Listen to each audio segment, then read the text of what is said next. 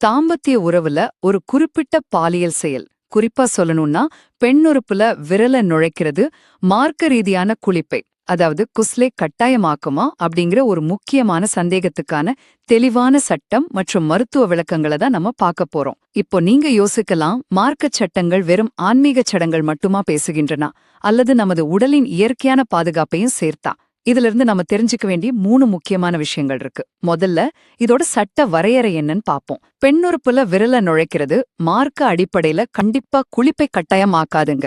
ஆணோட உறுப்பு பெண்ணோட உறுப்புல நுழைஞ்சு அந்த தலைப்பகுதி மறையிற அளவுக்கு இரு உறுப்புகளும் சந்திக்கும் போது மட்டுமே குளிப்பு கட்டாயமாகுது. இது எப்படின்னா, ஒரு சட்டத்தோட எல்லையே தெளிவா கோடு கிழிச்சு எது கட்டாயம் எது இல்லைன்னு நமக்கு மிக தெளிவா பிரிச்சு காட்டுற மாதிரி இருக்குல்ல.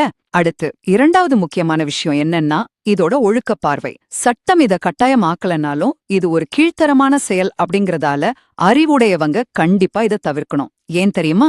இது இறைவன் படைத்த மனித இயல்புக்கும் உயர்ந்த மார்க்க ஒழுக்கத்துக்கும் முற்றிலும் எதிரானது. இறுதியாக இதோட மருத்துவ காரணம். ஒழுக்கத்தை தாண்டி இதுல ரொம்ப முக்கியமான ஒரு மருத்துவ உண்மையும் அடங்கியிருக்கு. இயற்கைக்கு மாறா பொருட்களை உறுப்புகள்ல நுழைக்கிறது உடலுக்கு பல பாதிப்புகளை ஏற்படுத்தும்னு மருத்துவர்கள் ரொம்ப ஆணித்தரமா எச்சரிக்கிறாங்க.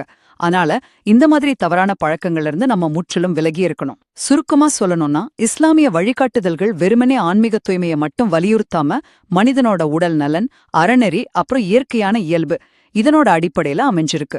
உடல் தூய்மை மற்றும் ஒழுக்கம் என்பது வெறும் மார்க்கச் சட்டம் மட்டுமல்ல, அது நம் ஆரோக்கியமான நல்வாழ்விற்கான இயற்கையான கவசம்.